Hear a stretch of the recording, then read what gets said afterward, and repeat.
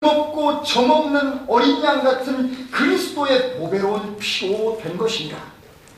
실로 그분께서는 창세전에 미리 정해지셨으나 이 마지막 때에 너희를 위하여 드러나셨으며 너희는 그분을 죽은 자들로부터 일으켜 세우고 영광을 주신 하나님을 그분에 의해 믿는 자니 이는 너희 믿음과 소망이 하나님 안에 있게 하려 함이니라 라고 말하고 있습니다. 이해가 되시죠? 실로 그분께서는 창세전에 미리 정해주셨으나 이 마지막 때에 너희를 위하여 드러나셨다라고 설명하고 있습니다. 여러분, 이때 이 주님의 마음속에 그 간절히 원하고 원하는 그 마지막 날을 보내는 이 주님 마음속에 자신이 창세전부터 미리 이 일을 위해서 준비된 존재라는 사실, 여러분, 죽기 위해서 오는 이 어린 양으로 자기가 와야 되는 사실, 그리고 자기가 그렇게 온 사실, 33년 동안 이 땅에서 사람과 똑같은 몸을 입고 사람과 같은 성정을 가지고 사람과 같은 유혹을 무수하게 당했지만 그러나 죄에게 단 한순간도 죄를 허용하거나 범죄한 적이 없는, 죄를 알지 않았던 그분 안에 이 창세기 3장 15절의 말씀이 그 마음속에 얼마나 이제 내가 이 일 자체를 완전히 성취하게 하기 위한 마지막 날을 내가 보내고 있다는 사실을 그의 가슴에서, 그의 마음에서, 그러나 제자들은 알지 못했습니다. 여러분, 제자들은 그때도 싸우고 있었어요. 제자들은 그때도 서로 누가 큰지, 이제 하나님의 왕국이 나타나면 누가 거기서 대빵 먹고 살 것인지, 네가 잘났니 내가 잘났니 서로 싸우고 있을 그때 예수님께서는 그들이 알지 못했지만 내가 너희와 함께 이 유월절 양 먹기를 얼마나 내가 간절히 원하고 말했는지 모릅니다. 유월절 양이 잡혀 죽는 날은 유월절이다. 그러나 이 유월절은 이것으로 이제는 마감이다.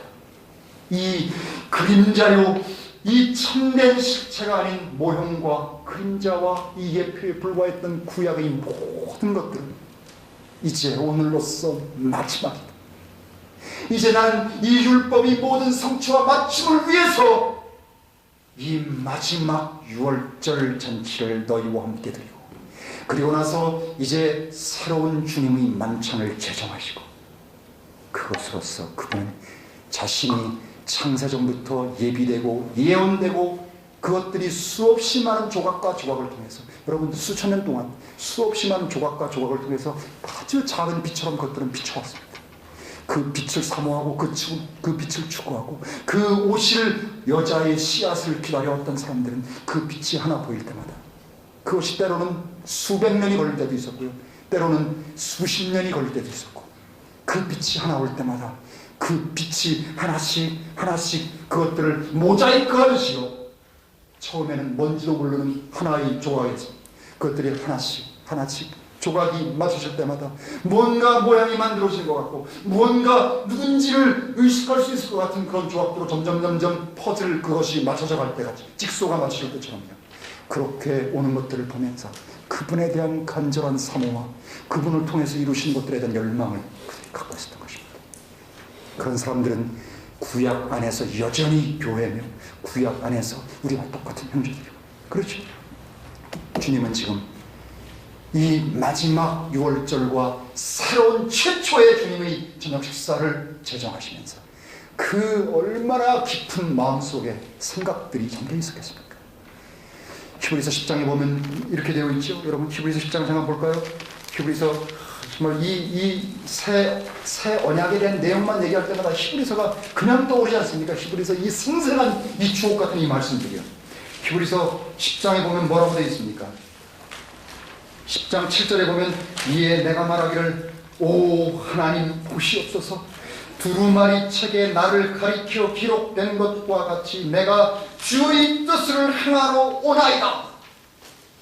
여러분, 이 최초로요, 여자의 태 안에서, 마리아의 태 안에서 이 하나님의 거룩한 숨, 홀리 고스트여, 거룩한 숨님에 의해서 그가 잉태가 되는 순간에, 그 순간에 하나님께 그는 아직 인사를 드리고 있었다는 사실을 여러분 기억하십니까? 그리고 그는 여자의 이 태 속에서 하나님으로, 완전한 하나님으로, 완전한 사람으로 그 안에서 잉태가 되었다는 사실입니다. 그가 바로 3장 15절 창세기에서 사람의 타락부터 예언되고 그리고 약속되어 왔던 그 메시아, 그 그리스도스, 바로 그분입니다. 여러분 또 무엇이 생각나겠습니까?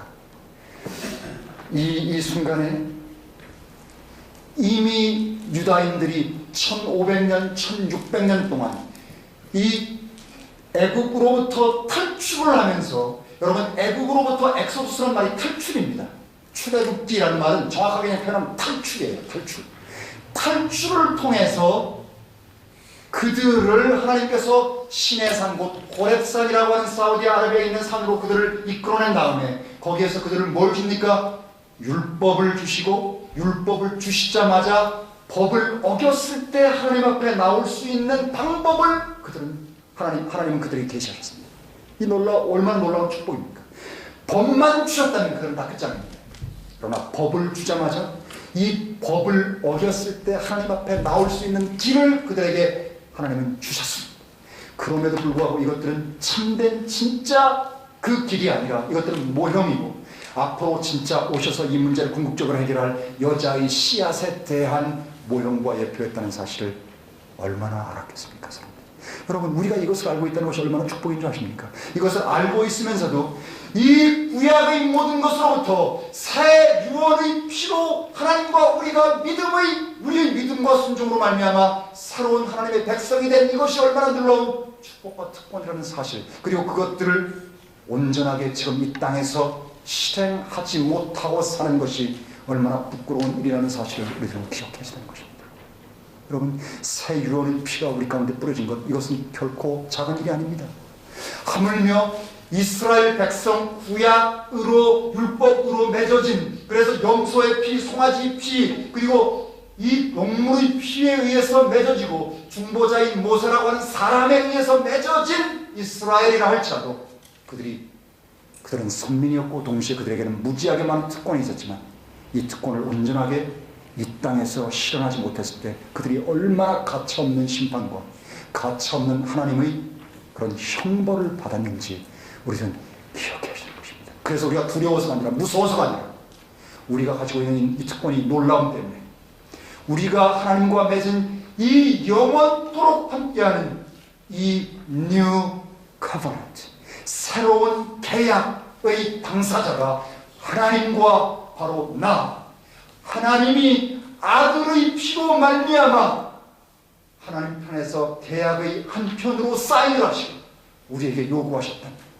네가 예수 그리스도, 그 하나님의 편으로 십자가에 매달린 그 예수 그리스도가 바로 이 모든 죄의 문제를 해결할 여자의 후손이라는 사실을 알고 그 마음으로 깨달은 그 믿음으로 우리가 그것들을 보게 될 때 우리 편에서 우리는 하나님과의 이 새로운 계약서에 도장을 찍었다는 사실입니다. 오늘 아침에도 주님의 만찬을 기념하면서 주님이 흘린 피가, 주님이 흘린 그 피가, 내가 주님이 흘린 그 보혈로 말미암아 하나님께로 나아갈 수 있는 완전히 새롭고 산 영원한 길을 열어놓으신 피라는 사실, 언제든지 그분의 피를 의지해서 나갈 수 있는 그 길을 열어놓으셨고 이제 나 스스로가 하나님이 거하시는 거처가 되었다는 이 사실 때문에 참 감격스러웠습니다. 여러분, 주님이 흘리신 그 피에 여러분은 어떻게 반응하셨습니까? 출애굽할 때 그들은 십계명을 근거로 해서 하나님과 계약을 맺었습니다. 그것을 뭐라고 부릅니까? 그것을 구약이라고 부르는 겁니다. 옛 계약을 모세를 중보자를 통해서 이스라엘 백성과 하나님이 계약을 맺었습니다. 어디에 나옵니까? 출애굽기 24장에 나오죠.